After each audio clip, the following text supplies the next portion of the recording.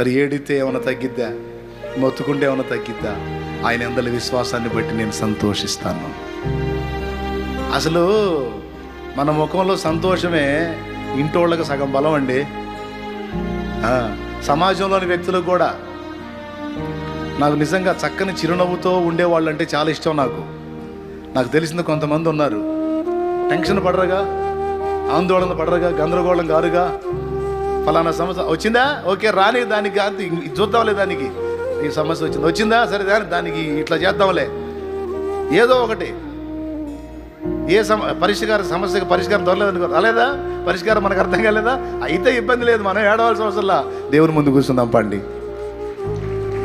అంతేగాని సమస్య వచ్చిందా అనుకుంటానే ఉంటాం, రానే వచ్చింది, ఇంకా చేసేది మన కర్మ, మన దరిద్ర ఇట్లాంటి డైలాగులు ఉండవు. అస్సలు పనికి మాలిన మాటలు మాట్లాడే ప్రసక్తే లేదు.